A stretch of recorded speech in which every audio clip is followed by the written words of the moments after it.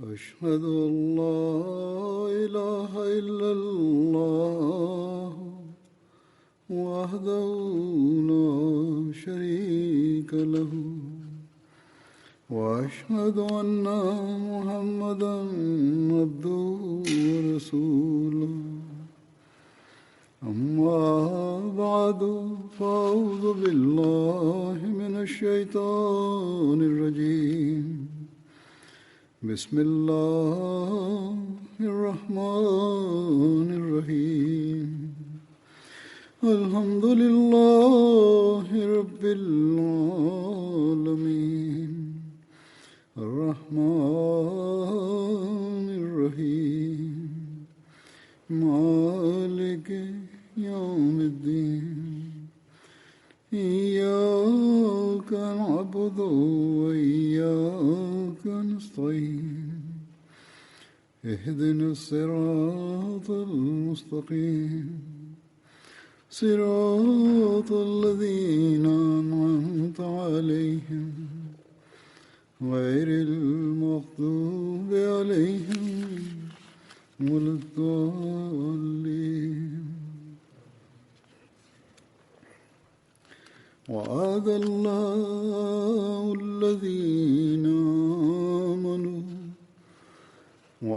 الله الذين آمنوا منكم وعملوا الصالحات ليستخلفنهم في الأرض كما استخلف الذين من قبلهم ولا يمكنن لهم دينهم الذي ارتضى لهم ولا يبدلنهم من بعد خوفهم أمنا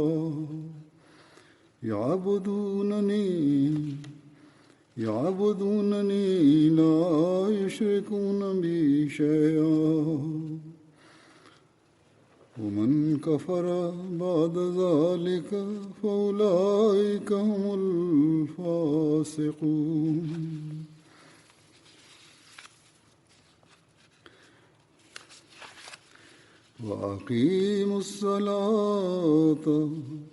وأقيموا الصلاة وآتوا الزكاة وأطيعوا الرسول لعلكم ترحمون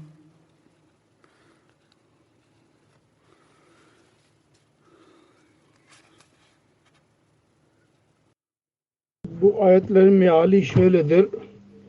Aranızdan kim iman ettilerse ve iyi amel ettilerse Allah-u Teala onlara kesin söz vermiştir. Onları mutlaka yeryüzünde halife kılacak. Daha öncekileri halife kıldığı gibi. Ve onlar için sevdikleri dinine mutlaka kuvvet verecektir. Ve onların korku durumundan sonra mutlaka emniyeti dönüştürecek. Onlar benim ibadetimi yapacaklar. Hiç kimse ortak etmeyecekler. Ve ondan sonra da her kim şükürsüzlük yaparsa fasık olanlar da bunlardır. Namazı ikame edin ve zekat verin. Ve Resul'e itaat edin. Ki siz merhamet edilesiniz.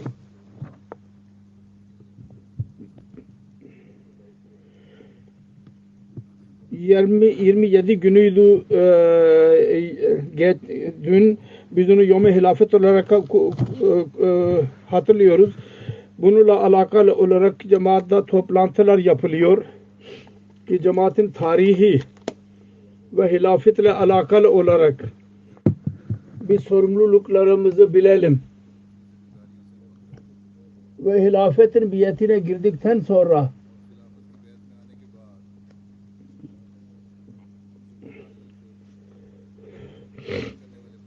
o sorumlulukları yerine getirenler olalım ki Allah-u Teala'nın lütuflarına varis olabilelim. Yüce Allah bize lütufta bulundu.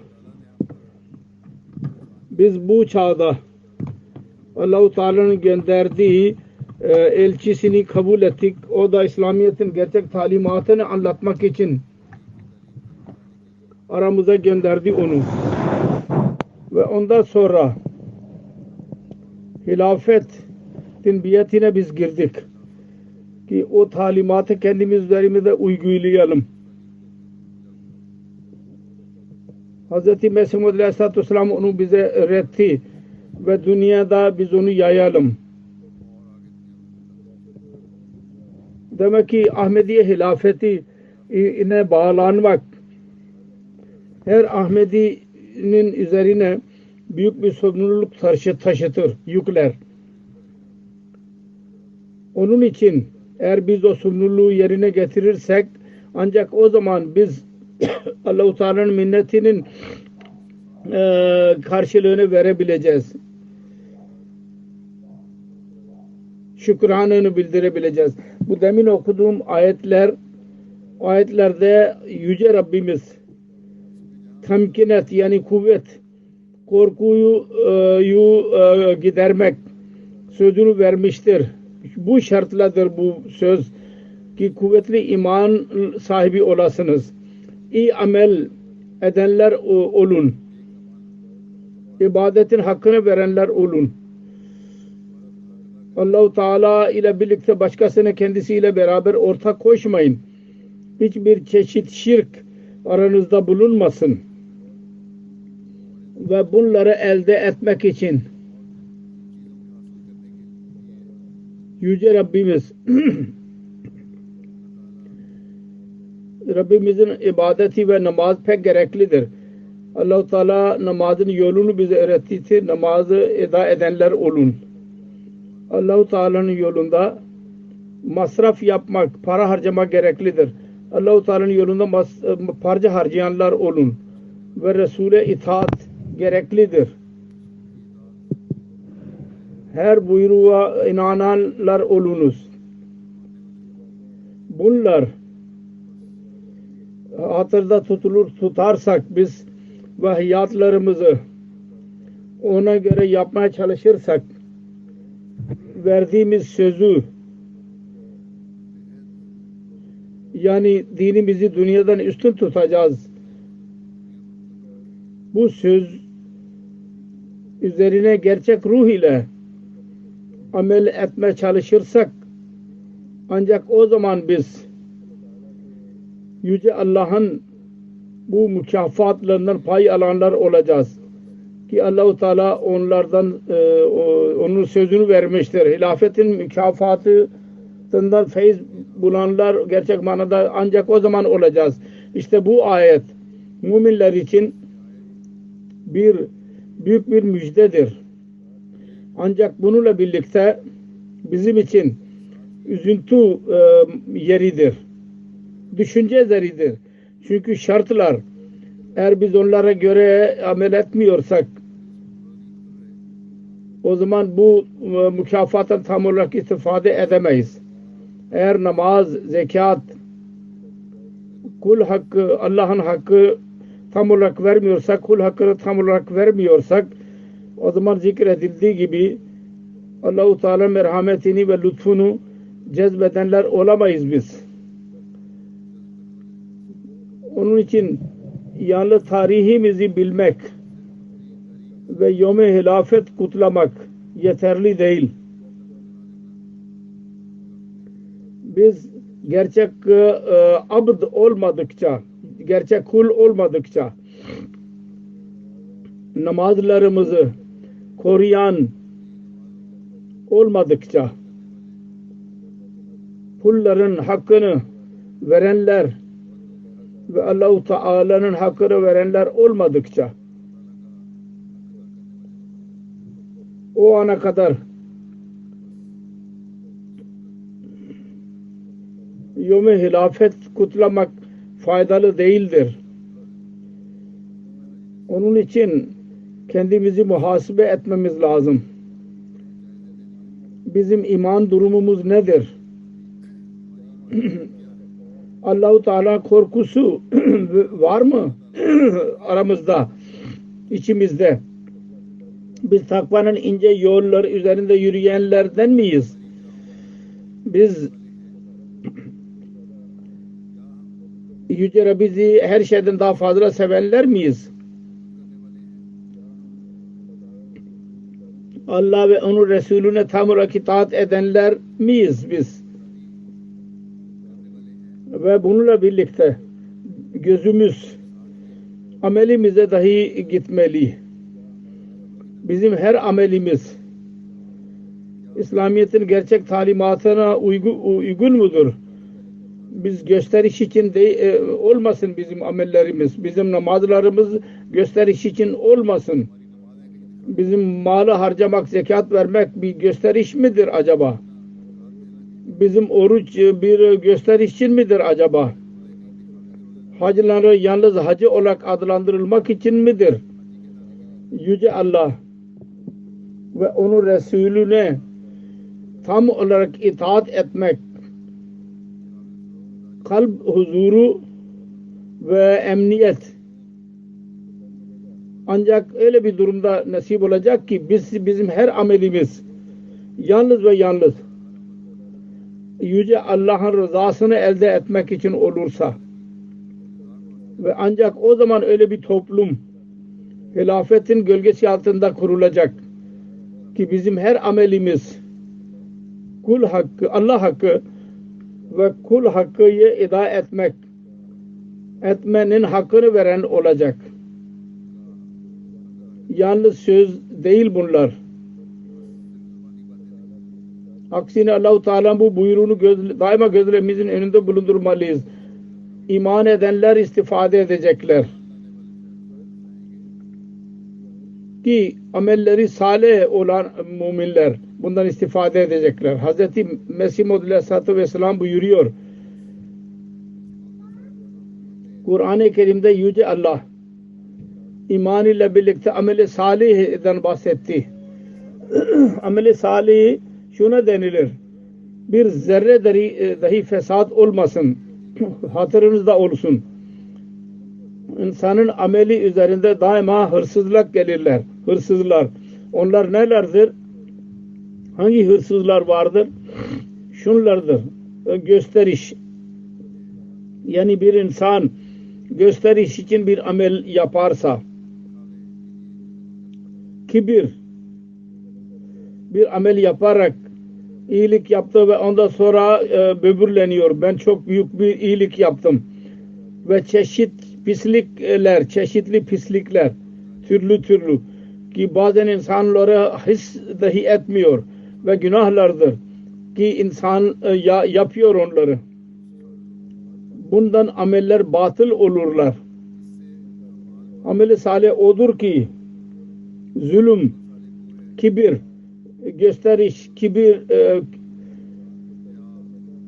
kul hakkının telef etmenin düşüncesi bile olmasın. O ameli salih odur. Bu değil ki amel etmedi. Dedi ki onların düşüncesi de kalbinize gelmeli. Ancak o zaman tam mümin olursunuz ve ameli salih edenler olursunuz. Dedi ki ahirette ameli salihde nasıl kurtuluyorsa bu dünyada da kurtulur. Dedi ki eğer adamın birisi evde amel-i salih sahibi olursa bütün ev kurtulur. Anlayınız ki aranızda amel-i salih olmadıkça yalnız inanmak faydalı değildir. Onun için iman ile birlikte amel-i salih pek gerekli bir şarttır. Sonra buyurdu, dedi ki amel-i salih bizim teklifimizle olmaz, kararımızla. Bu değil ki biz diyoruz ki bu amel salihtir. Asıl amel-i salih onlardır ki hiçbir çeşit fesat olmasın onlarda. Çünkü salih fesadın zıddıdır. Nasıl gıda tayyib olur, ne çiğ olsun ne de yanmış olsun ve edne derecedeki bir cinsten de olmasın, küçük bir cinsten. Öyle olsun ki hemen bedenin cüz'ü haline olsun. Bedenin parçası haline gelsin. Tayyib odur o gıda. Onda hiçbir eksiklik olmasın.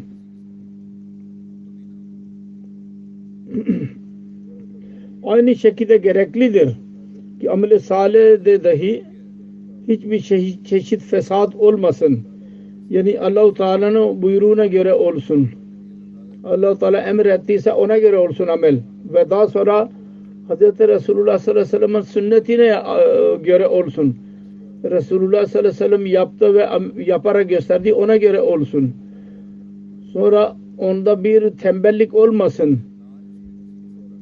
Onu yapma konusunda bir tembellik olmasın, kibir olmasın, gösteriş olmasın. Kendi teklifimizle olmasın. Böyle bir amel olursa o ameli salih olarak adlandırılır. Kendileri teklif yapmayınız ameli salih için. Kendinizi izah etmeyiniz. Demeyiniz ki bu menşe budur ve menşe budur bundan. Harfiyen amel edin. Allah-u Teala ve Resulü'nün buyruğuna göre. O zaman ameli salih olacaktır. Dedi ki bu kibrit-i ahmertir.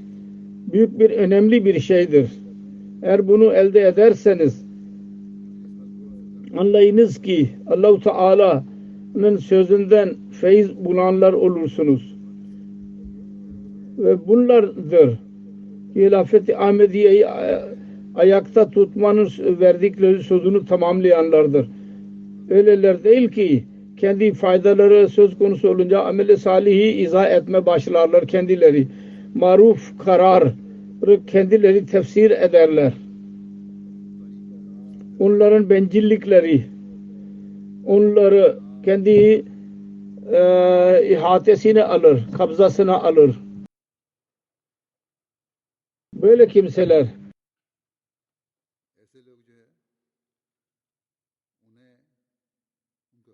bunların hilafete bağlanmak kendilerine asla fayda vermez. Halis olarak her kim hilafetin diye tabi olanlar olurlarsa ancak onlar gerçek manada hilafete vefa alakalı Kur'anlar olacaklardır.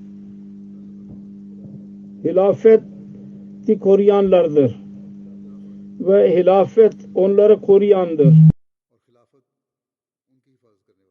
Halifenin duaları onlarla birlikte olur. Onların sıkıntıları halifeyi onlar için dua etme dikkatini çekenler olur.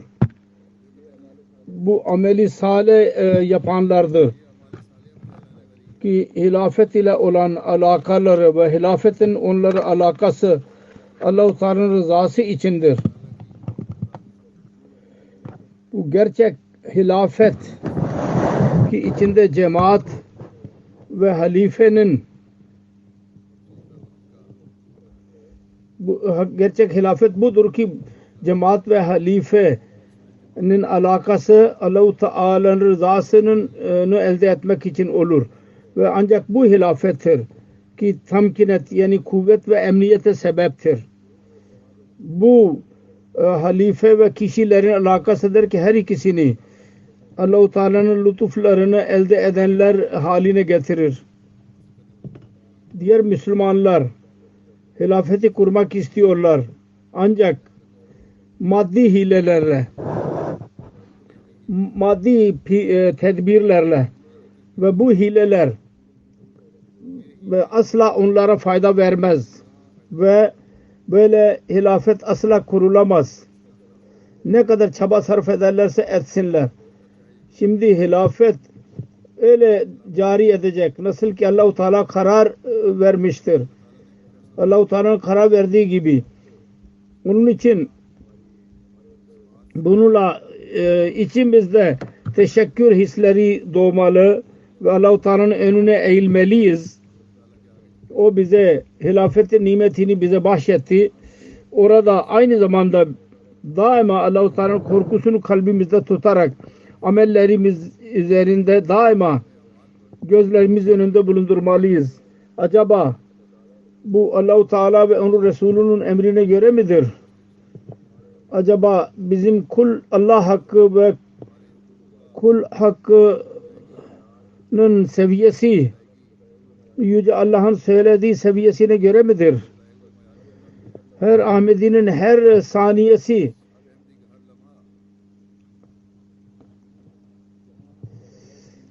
bir tarafta Allah-u Teala'ya teşekkür etmek konusunda geçmeli. O bize hilafet nimetini bahşetti. Orada kendimizi muhasebe ederek geçmeli. Ki Allah-u Teala'nın buyruklarına amel ediyor muyuz biz? Bu düşünceyle biz hayatımızı geçirirsek ve daha sonra amellerimizi dahi ona göre yaparsak ve hilafetin devam etmesi için dua edenler dahi olursak o zaman Allah-u Teala mükafatlarına nail olacağız. Hz. Mesih Maud Aleyhisselatü Vesselam onu bize söylemiştir ancak Yüce Rabbimiz size kendisine teselli verdi. Hilafet nizamı cari kalacak ve Allah-u Teala kendisine verdiği müjdeler var ya mutlaka onlar tamamlanacak. Yeter ki biz bu şartları yerine getirenler olalım. Al-Vasiyet Risalesi'nde kendisi hilafet nizamı konusunda detaylı bir şekilde zikretti. Şöyle diyor, bu Allah-u Teala'nın sünnetidir. İnsanı dünyada yaratılığından beri daima bu sünneti göstermiştir Yüce Allah. O kendi peygamberleri ve resullerine yardım eder ve onlara üstünlük bahşeder. Der ki Allah-u Teala kataballahu l'aglebanna ana ve rusuli. Allah-u Teala yazmıştır ki o ve peygamberleri mutlaka üstün çıkacaklar ve üstünlükten murad şudur ki peygamberlerin ve resullerin menşei bu olur ki Allah-u Teala'nın hücceti yerin yüzünde tamamlansın ve hiç kimse karşı koyamasın. Aynı şekilde Allah-u Teala kuvvetli alametlerle onların doğruluklarını belli eder. Ve onların dünyaya yaymak istedikleri doğruluğun tohumunu onların eliyle attırır. Fakat tam olarak onları kemale ulaştırmaz onların eliyle. Öyle bir durumda onlara vefat ve eder ki zahirde başarısızlık ve korkusu olur. Muhalifler alay ederler. Gülerler ve onlar alay ettikten sonra ikinci elini, kudretinin elini gösterir. Ve öyle sebepler yaratır ki onlar vasıtasıyla biraz tam eksik kalmış olan gayeler tamama ulaşırlar. Biz görüyoruz ki Hz. Mesih Maud Aleyhisselatü Vesselam'ın ölümü her Ahmedi'yi sarstı. Orada yabancılar dahi çok mutlu oldular. Kendi ölümü üzerine öyle alaylar ettiler ki insan onu önünce onu dinleyince utanır. Öyle behude sözler söylendi ki insan hayret içinde kalır. Allah ve Resulü'nün ismini ananlar o kadar mı düşebilirler? Bütün bu behude sözler konusunda söylememe gerek yok. Fakat onun diğer bazı çabalardan bahsedeceğim. Nasıl çaba sarf ettiler? Kendi misalinden sonra cemaatini yok edelim. Cemaatin dağılması konusunda ve Ahmedilere tövbe ettirme konusunda yalancı haberler nasıl yaydılar? Mesela bir Cemaat-ı İşan muridleri dediler ki Mirza'yı Tayyip olarak biat ediyorlar. Yani Ahmediye cemaatinden tövbe ederek Mesih Maud Aleyhisselatü Vesselam'ın ölümünden sonra şimdi onlara katılıyorlar. Kaca Hasan Nizami Bey Ahmedilere fikir veriyor. Diyor ki şimdi Mirza Bey'in Mesihlik ve Mehdi'nden terk edin tam olarak. Yoksa korku var ki Mirza Bey gibi akıllı olmayışı sebebiyle Ahmedi cemaatiyle muhaliflerin muhalefetine karşı koyamayacak ve dağılacak. Çok politik bir şekilde tatlı dille bize fikir veriyor. Bu ciddi bir zat idi. Zahirde çok sade olarak ve hemdert olarak fikir verdi. Mirza Bey vefat etti. Şimdi kimse sizi koruyamaz. Onun için bırakınız şimdi ve gelin bize katılın. Ancak onlar bilmiyorlardı Onların gözü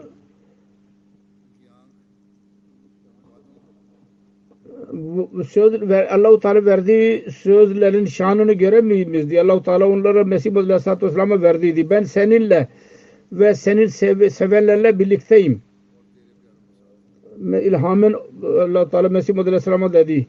Kendisine Allah-u Teala söz vererek teselli verdiydi. Senden sonra senin hilafet silsilesi başlayacak ve önceden verilen gaybi haberler mutlaka tamamlanacak. Söz verdi. Bu peygamberlerin cemaati ikinci kudretini dahi görür. Burada peygamberin örneğini vererek bazı kimseler zayıf Ahmediler var ya bazen onlar korkarlar. Mesih Aleyhisselatü Vesselam peygamber idi demekten korkarlar. Burada cevap verdi. Kendisi dedi ki benim cemaatim ben bir nebiyim. Benim cemaatim benim cemaatimdir. Ve dedi ki peygamberlerin cemaati ikinci kudretini dahi görür. Siz de onu göreceksiniz. İmandan yana olursanız, ameli salih ederseniz,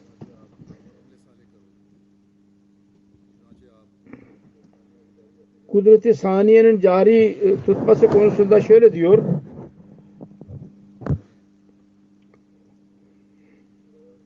Kısacası Allah-u Teala iki çeşit kudret gösterir. İlk peygamberlerin vasıtasıyla kudret elini gösterir.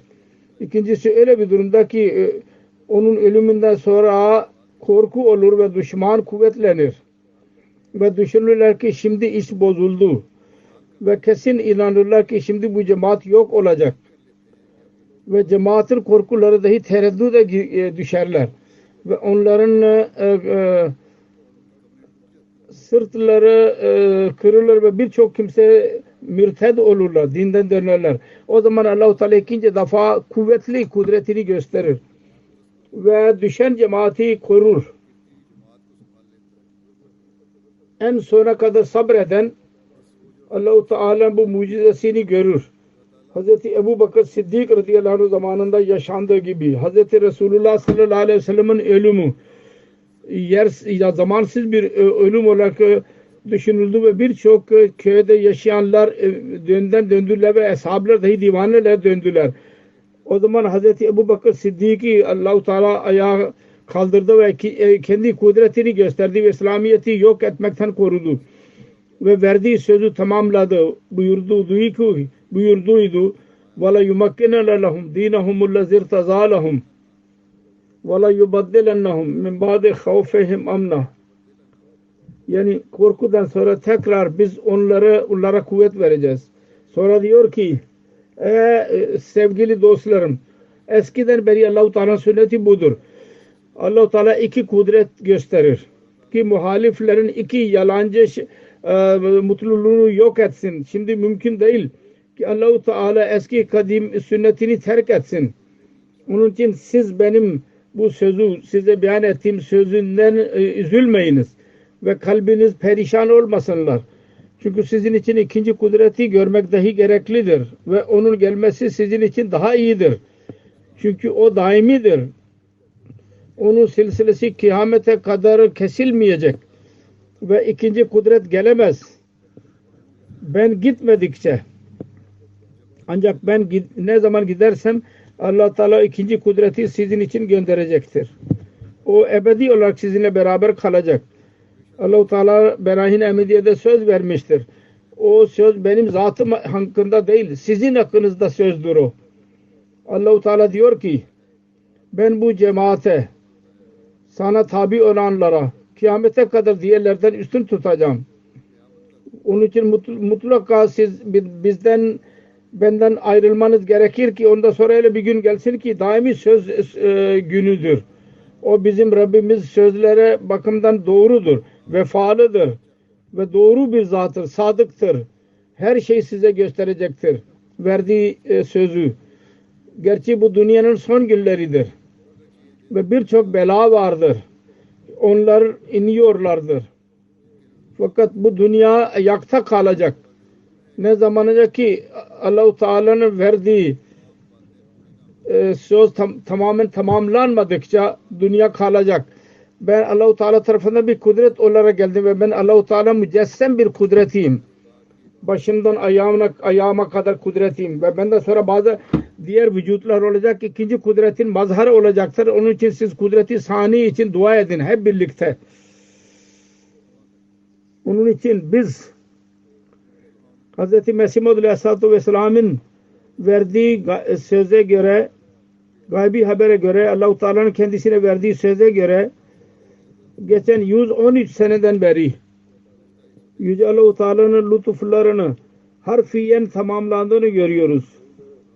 Aynı kimseler Mesih Maud Aleyhisselatü Vesselam'ın ölüm üzerinde diyorlardı ki onların başı kesildi ve şimdi onların elinde bir şey kalmadı diyorlardı o zaman. Birinci halife radıyallahu anh beyan etti. Şimdi bırakın kimse bunu koruyamayacak. Birinci halife konusunda Karzan Gazet adlı gazete yazdı. Şimdi Mirzailerde ne kaldı? Onların başı kesilmiştir. Onların imamı Hazreti birinci halifenin hilafeti konusunda yazdı. Onların imamı olan zat başka bir şey yapamayacak. Evet, çünkü size camide Kur'an anlatacak. Ancak bu kör kimseler bilmiyorlardı. Bu en yüce iş budur ki onu yapmak için Hz. İbrahim Aleyhisselatü Vesselam'ın kendi neslinden bir yüce bir Resul'ün ortaya çıkması konusunda dua ettiydi. Ve bu yüce şeriattır ki onu alarak Hz. Resulullah sallallahu aleyhi ve sellem geldi. Bu kamil ve mükemmel kitaptır ki onu okumak ve okutan dünya ve ahirete murada ererler. Ancak bu kitaptır ki bunun talimatını yaymak için Hz. Mesih Maud Aleyhisselatü Vesselam ortaya çıktı. Ve bu iştir. Onu yapmak için hilafet nizamı cari oldu. Kısacası onların bu sözünü dinleyerek Hazreti 1. Halife radıyallahu anh dedi ki dua ediyorum bu aynen olsun ki ben size Kur'an dinleteyim. Bu iş yaptı kendisi 1. Halife radıyallahu anh ve çok iyi yaptı. Fakat düşmanın düşüncesi ki cemaatte şimdi zaaf söz konusu olacak yönetsel ve bu dağılacak. Onu göremediler, hasret içinde kaldılar. 1. Halife radıyallahu anh münafıklar ve encümenin bazı büyüklerin fitnesini öyle kuvvetli bir şekilde bastı ki hiç kimse cesaret edemedi ki bir şer ortaya çıkarabilsin. Kendi hilafetinin ilk konuşmasında şöyle dedi: şimdi tabiatinizin yüzü hangi tarafta olursa olsun benim buyruklarıma mutlaka tabi olacaksınız. Sonra bir seferinde mübarek camide celallı bir şekilde konuşarak dedi ki siz kendi amelinizle bana o kadar sıkıntı verdiniz ki ben öyle o caminin parçasında durmadım ki siz onu bina ettiniz. Ben Hz. Mesih Maud Aleyhisselatü Vesselam bina ettiği yerde duruyorum. Ayakta duruyorum. Mesih Maud Aleyhisselatü Vesselam'ın zamanında yapılıydı. Orada duruyordu. Daha sonra ilave edilmiş olan cemaatin parasıyla o da durmadı. Ben orada durmuyorum. Asıl camide duruyorum. Mesih Maud Aleyhisselatü Vesselam'ın zamanından beri bu vardı. Yahut başlangıcında vardı. Daha ilave yapılmamıştı ve benim kararım budur. Kavim ve encümen her ikisinin halifesi ona tabidir ve bunların her ikisi hadimdir. İnananlar ve encümen hizmetidirler. Encümen müşirdir. Meşvere alır onlardan, fikir alınır. Onun için dedi ki her kim bunu yazdıysa ki halifenin görevi biat almaktır. Asıl hakim encümendir. O tövbe etsin. Allah-u Teala bana haber verdi. Eğer bu cemaatten birisi seni bırakarak dönerse ben onun yerinde ben sana bir cemaat vereceğim. Sonra dedi ki deniliyor ki halifenin görevi yalnız namaz kıldırmak yahut nikah kıymak yahut biyet almaktır. Bu iş, bu görev bir molla dahi yapabilir. Halife ne gerek var bunun için? Onun için bir halife gerek yoktur. Ve ben bu gibi biyetin üzerine tükürmem dahi ki böyle biyet alayım. Biyet ancak odur ki kamil itaat edilsin onda. Ve halifenin hiçbir buyruğundan yüz çevirilmesin. Onun için bu konuşma münafıkların planlarını başarısız bıraktı. Orada muhaliflerin yüzlerini dahi kapattı. Ve onlar yaşlı ve zayıf görüyorlardı. Allah-u Teala'nın yardımıyla o konuştu. Öyle konuştu ki herkes oturdu yerine. Ağızlarını gizlemeye başladılar. Yeni bir azim ile biyetin sözünü verdi. Ve dünya gördü ki nasıl cemaat ilerliyor. Sonra Mart 1914 senesinde kendisi vefat etti. 1. Halife radıyallahu anh, o zaman tekrar korku durumu söz konusu oldu. Encümenin büyükleri ki encümeni Mesih Muhammed Aleyhisselatü Vesselam'ın asıl yerine geçen olarak sayıyorlardı ve 1. Halife radıyallahu anh yüzünden sessiz dediler. Tekrar başlarını kaldırdılar. Öylece münafıklar dahi başlarını kaldırmaya başladılar. Fakat yine Allah-u Teala'nın yardımı Mesih Muhammed Aleyhisselatü Vesselam'a verdiği söze göre hilafeti korumaya sebep oldu. Encümenin liderleri korkuyorlardı. Cemaat Hazreti Mirza Beşiruddin Mahmud Ahmed'i halife seçecek.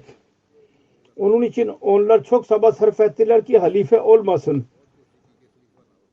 Şu yahut bir şekilde biz onu atlatalım. Belki bir müddet için bey olsa. Hazreti Mirza Beşiruddin Mahmud Ahmed radıyallahu anh açık dedi ki halife mutlaka olmalı. Fakat şunu dahi izah edeyim. Ben asla zevk tutmuyorum ki ben halife olayım. Kimi isterseniz halife yapın. Ben ve benim bütün ailem tam olarak ona biat edeceğiz. Ancak bunlar kendilerini akle kul diyorlardı ve korkuyorlardı ki karar bunların elinde olacak. Yalnız iktidarı sevenler idiler onlar ve bunu kabul etmediler. İkinci halife radıyallahu anh Hazreti Mirza Meşhureddin Mahmud Ahmed dedi ki ben kim olursa olsun ona biat etme razıyım. Sizin onu ortaya çıkarın. Halife mutlaka olmalı. Onu kabul etmediler. Ondan sonra Hazreti Mesih Muhammed Aleyhisselatü Vesselam'ın vasiyetine göre müminlerin cemaati Nur Camii'nde toplandı ve aşağı yukarı 2000 belki daha fazla kimseler idiler. Az çok. Hepsi Hazreti Mirza Beşiruddin Mahmud Ahmed radıyallahu anh hazretlerini halife seçtiler. Ve insanlar birbirlerinin başlarının üzerinde atlayarak biat için ilerliyorlardı. Görenler yazıyorlar. Öyleydi ki melekler insanları yakalayarak Allah onları biat ettiriyorlar. En sonunda her bunu görerek encümenin liderleri birkaç kişiydiler. Onlardan en büyükleri encümenin bütün hazinesini alarak oradan kayboldular. Ancak dünya gördü. Nasıl Ahmedi hilafeti vasıtasıyla Allah-u Teala cemaati te kuvvet verdi. Hazreti Musleh Mevud radıyallahu anh ikinci halife radıyallahu anh onun 52 senelik hilafet devri buna şahittir. O genç Allah-u Teala hilafet ona verdi. Nasıl hızlı bir şekilde cemaati alarak ilerlemeye başladı. İlerleyerek ileri gitti. Encümenin hazinesini boş bırakanlar ve iddia edenler vardı. ki Kadiyan'da şimdi Hristiyanlar yönetecekler. Bugün onların nesilleri görüyorlar ki Ahmedi hilafetine Allah-u Teala'nın yardımı vardır bununla. O Hristiyanları Mesih Muhammed'in bayrağının altına toplandığını gösteriyor. Biz bunu görüyoruz. Hz. Musleh Mevud radıyallahu anh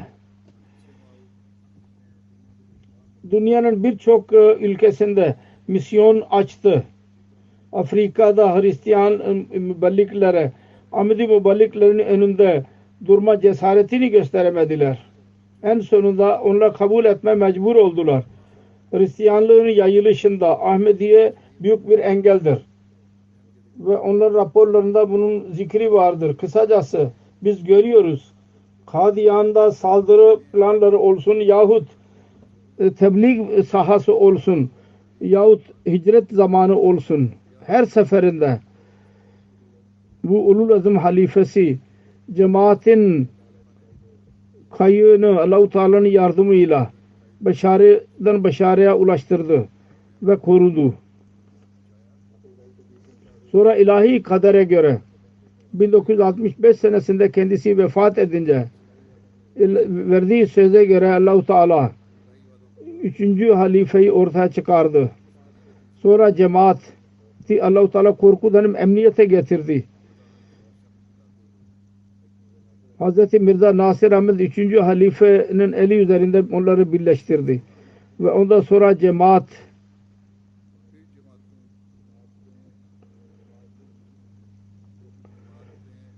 ilerlemeye başladı. Afrika'da okullar ve hastaneler açıldı.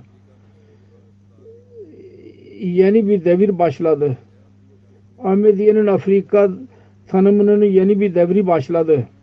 Dünya da cemaat tanınmaya başlandı. 3. halifenin Afrika da Ahmedi Afrika'nın bazı ülkelerinin ilk turunu yaptı. 3. halife olağanüstü etkilerini gösterdi. Bir halifenin ilk halife turuydu Afrika ülkelerine. 1974 senesinde yerel hükümet Ahmediler aleyhinde bir gayrimüslim olma konusunda yasa çıkardı. Hilafetin gölgesi altında kalkanı altında bu saldırıdan dahi cemaat başarılı bir şekilde çıktı. Ve düşman cemaatin ilerlemesine mani olmaya çalıştılar ya bu başarısız kaldı onların bu çabaları. Düşmanın elinde bunları biz de dilenciye dönüştüreceğiz diyordu. Onun için bu isteği yerine toprak oldu. Ve Allah-u Teala mal açıklığını verdi. Yeni yollarını açtı. Cemaatin üyelerini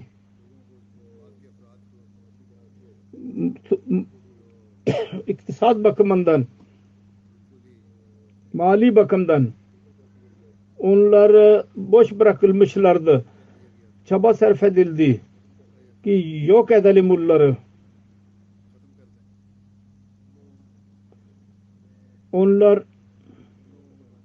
Onlara Yüce Allah mal bolluğu verdi ve dışarı çıkma yollarını dahi açtı. Onun için Almanya ve diğer bazı yerlere 74'ten sonra geldiler. Mal bolluğu onlara nasip oldu. Onlar kendi nesillerini dahi bundan bahsetmeli. Nasıl düşman çaba sarf etti ve nasıl hilafetin gölgesi altında Allah-u Teala kendileri için yeni yollar açtı ve binlerce kat daha fazla mal verdi onlara. Mal açıklığı, mal bolluğu. Sonra 1982 Haziran zamanında 4. halife bizden ayrıldı. Allah-u Teala tekrar verdiği söze göre Hz. Mirza Tahir Ahmed 4. halife vasıtasıyla cemaatin korkusunu emniyete dönüştürdü. Düşman cemaatin ilerlemesini görünce korkmuştu. yeniden bu saldırı planını hazırladı ve çaba sarf etti ki Ahmediye hilafetini boş bıraksın. Burada düşman kendi düşüncesine göre başını kesmeye çalıştı. Ancak o cahiller ve körler bilmiyorlardı ki Allah-u Teala planları nelerdir. Olağanüstü bir şekilde bir yardım ile Allah-u Teala 4. halifeyi hicret ettirdi. Pakistan'dan ve düşman görüp kaldı. Ve hicretten sonra 4. hilafet zamanında ilerlemenin yeni bir devri açıldı. Ve satelit uydu vasıtasıyla İslamiyet'in mesajı Ahmediyelerin evleri ile birlikte yabancıların evlerini de bir her ülkeye yayıldı. Ve tebliğin yeni yolları açıldı. Birçok ülkede Ahmediye'nin temeli açıldı. Ve gerçek İslamiyet'in talimatı yayılmaya başladı. Kur'an-ı Kerim'in eskisinden daha fazla basıldı. Yeni tercümeler dillere tercüme edildi Kur'an-ı Kerim. Sonra ilahi kadere göre Nisan 2003 senesinde 4. halife vefat etti.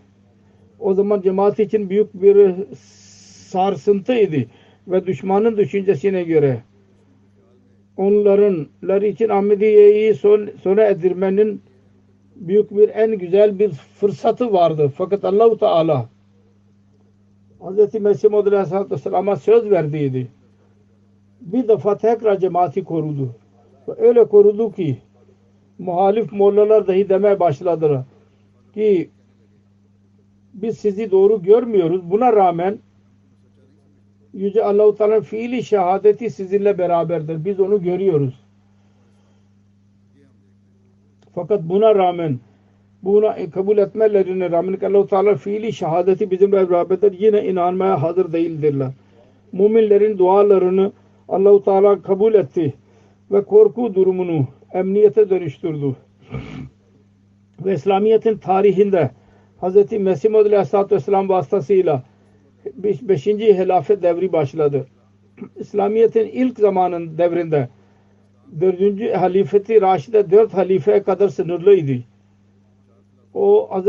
Resulullah sallallahu aleyhi ve sellem'in önceden verdiği gaybi habere göreydi ve şimdi hilafeti Hamise'nin devri Mesih Maud Aleyhisselatü Vesselam vasıtasıyla başladı.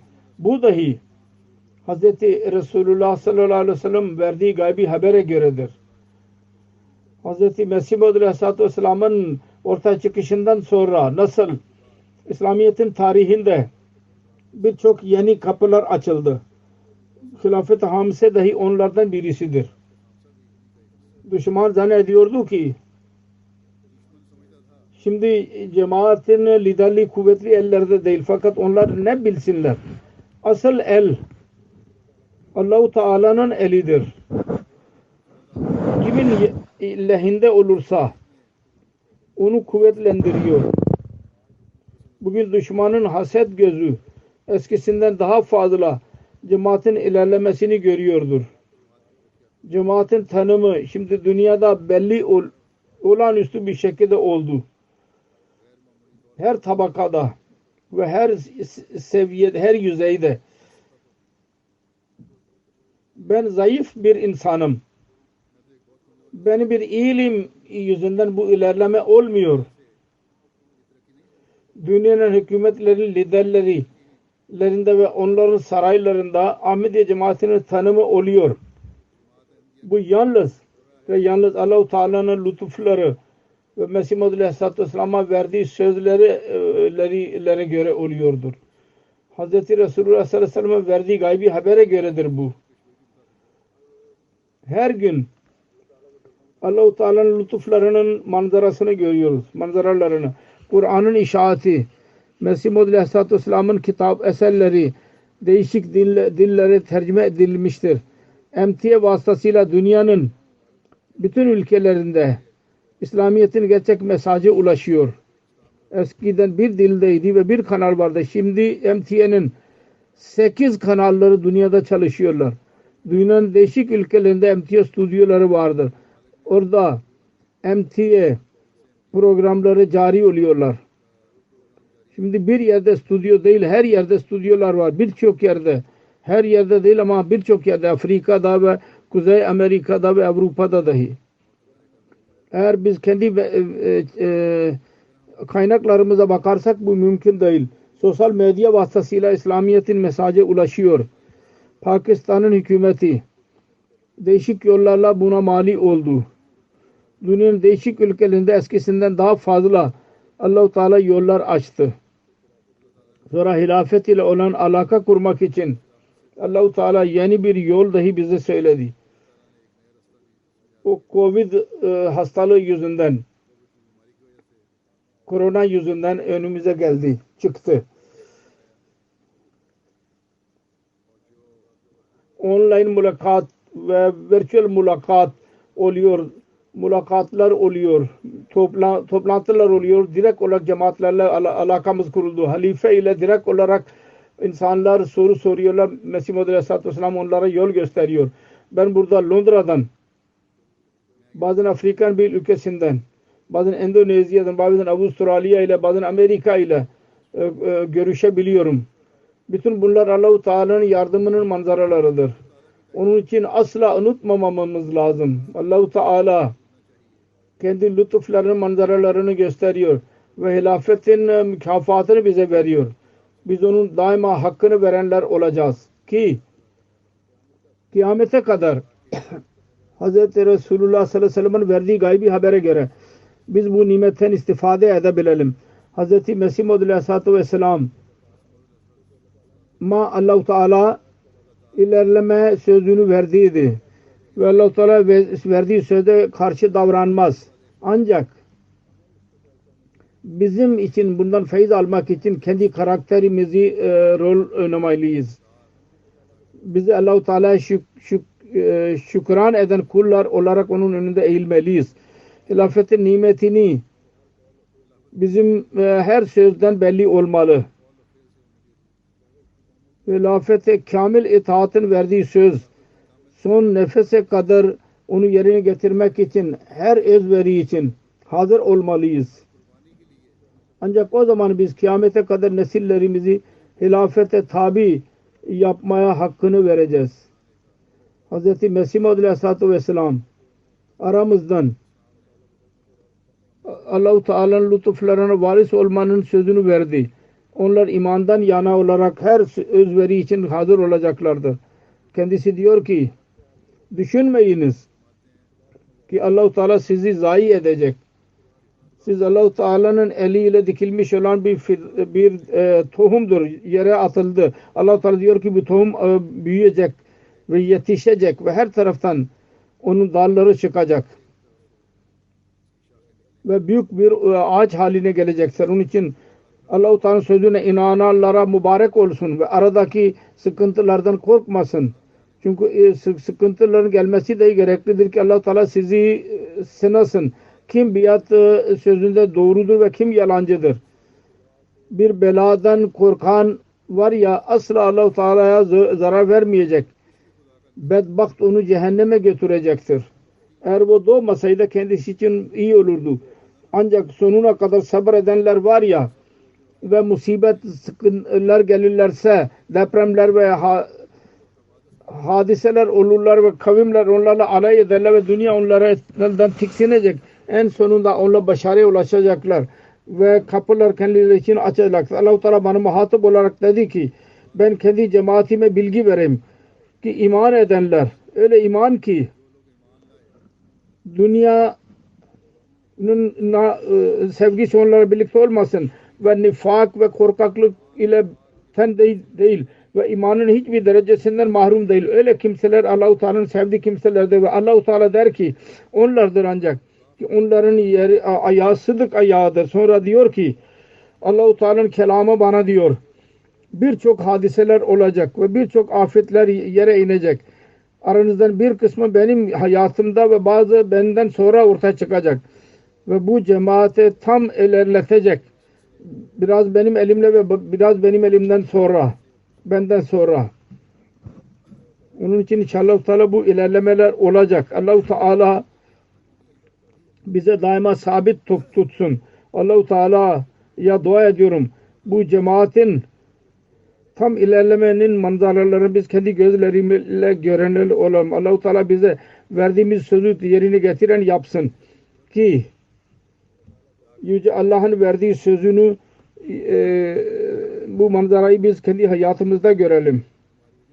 Bizim ibadetlerimiz, bizim namazlarımız, amellerimiz Allah-u Teala rızasını elde edenler olsunlar. Hilafeti tam olarak idrak edenler olalım ve nesillerimize söyleyenler olalım ki kıyamete kadar bizim nesillerimiz bu nimetten feyiz bulan olsun.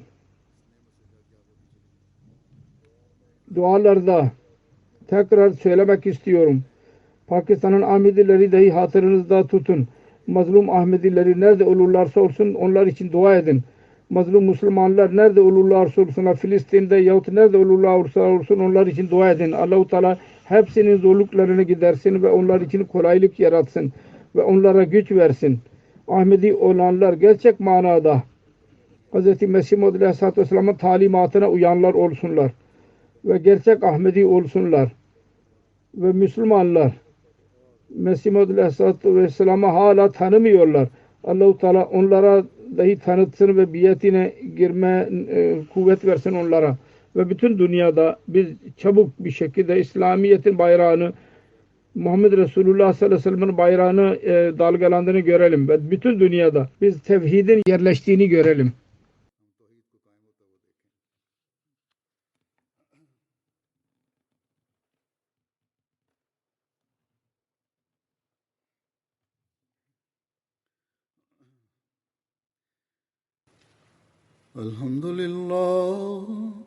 Alhamdulillah nahmaduhu ve nestainuhu ve nestağfiruhu ve nu'minu bihi ve netevekkalu aleyh ve na'udzu billahi min şururi enfusina ve min seyyiati a'malina.